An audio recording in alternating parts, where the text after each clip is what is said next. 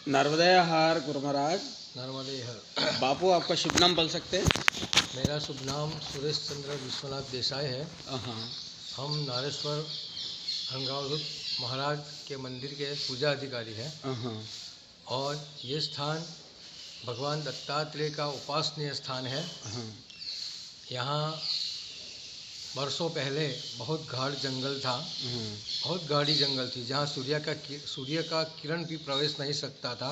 उस वक्त पांडुरंग बड़ा में और अब के रंगावधूत महाराज वो यहाँ पधारे और यहाँ जो शिवालय है और शिवालय के पास उसने प्रथम बैठक की, मुकाम किया।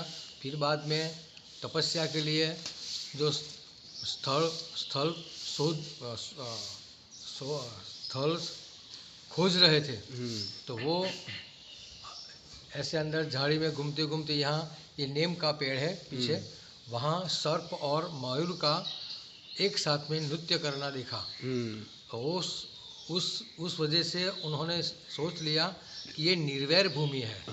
ये निर्वैर, यहाँ किसी का आपस में बैर नहीं है। बाकी सांप और मोर और एक दूसरे को दुश्मन मानते हैं, वहाँ ये मैत्री भाव से खेल रहे थे। तो उस वक्त उसने सोच लिया कि ये मेरे लिए तपस्या के लिए अच्छा प्लेस है।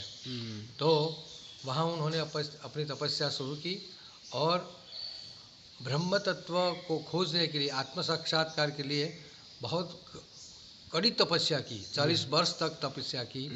वहाँ उनको भगवान दत्तात्रेय का साक्षात्कार हुआ। इन बिटवीन उन्होंने यहाँ 108 दत्त पुराण के पारायण किए, गुरु चरित्र के पारायण किए और बाद में 108 दिन में नर्मदा परिक्रमा की उनकी फलश्रुति के लिए। और फिर बाद में वो तो जाने वाले थे, मगर उनका मातृश्री, उनका बर्थ गोधरा में हुआ था। गोधरा से उनके मातृश्री को मालूम नहीं था कि मेरा बाबू कहाँ है। तो उसने सुना कि इस वक्त यहाँ कोई बड़ा महान साधु रहता है, महान कोई योगी रहता है। तो उनका दर्शन के लिए वो यहाँ आई, तो देखा तो अपना पुत्र ही था। तो फिर माझी ने बोला कि अब मैं कहाँ जाने वाली नहीं हूँ, मैं यहाँ ही ठहरने वाली हूँ। बाकी रंगावधूत जी हिमालय की ओर जाने वाले थे, पर उनकी माता जी की वजह से ये स्थान का उद्भव हुआ। माता जी यहाँ रहे और वो परम मातृभक्त थे।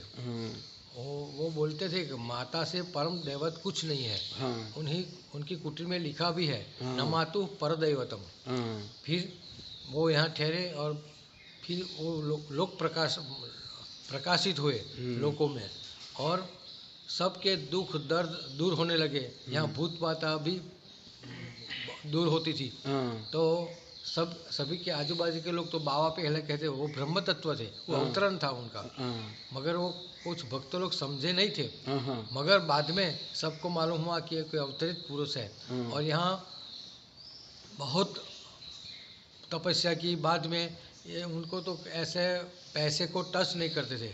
जब से वहाँ छोड़ दिया, गोधरा जन्म स्थल छोड़ा, वहाँ से पैसे को टच नहीं करते थे। तो पैसा भी छू नहीं करते थे और बिना पैसे यहाँ रहे थे। पैसे जो उसको छू कर लेता तो वो एक दिन का पास करते थे। इस तरह उन्होंने यहाँ पे हमारे मंदिर में भी यहाँ बहुत सब लिखे हैं, पैसा चोखा मुकवा नहीं। और ये उनको टच नहीं करते थे। फिर भी यहाँ श्री शक्ति का इतना कृपा है। यहाँ इस स्थान में सब सुबह शाम यात्रिकों को लिए सुबह शाम भोजन की प्रबंध है, आवास की भी प्रबंध है। और इस तरह इस स्थान का विकास होने लगा। यहाँ सब भक्त लोगों ने सब ये विकास किया। उन्होंने तो कुछ जत्ता नहीं था, मगर वो बोला बाप जी आपके लिए बना दो, मुझे कोई ज़रूर नहीं। बाकी ये तो गुफा के ओटले पे सो रहते थे बाहर। और ऐसे उनका सब स्थान का विकास होने रहा। और फिर बाद में उनका माता जी का देहांत हुआ, तो ये श्रीशैल है, वहाँ उन्होंने उनके माता जी के लिए प्रस्ताव किया। उनके जीते जी उनके माता जी का मंदिर बनवाया और ये मंदिर सामने है। तो इस तरह एक बार वो कोई भक्त आया, मुझे बोला कि मुझे भगवान अक्कलकोट सामर्थ स्वामी के वहाँ से दत्त भगवान की पादुका मिली है, तो वो मुझे घर में जस्ती नहीं है। तो बाप जी ने बोला वो भगवान मुझे दे दो।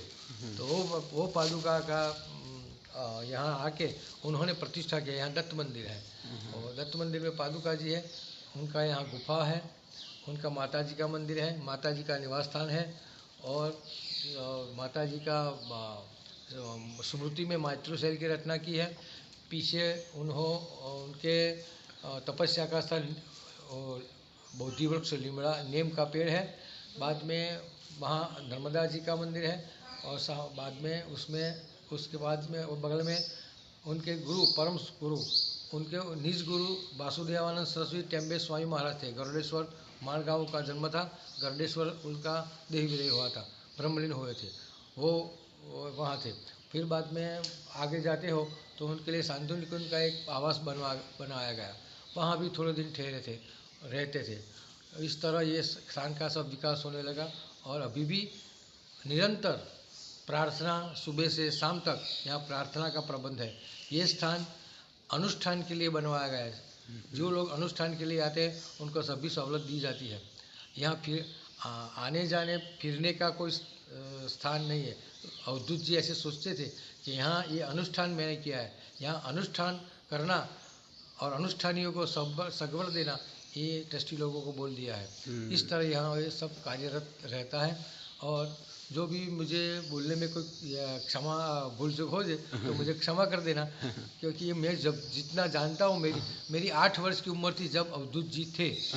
मैं 8 वर्ष का था।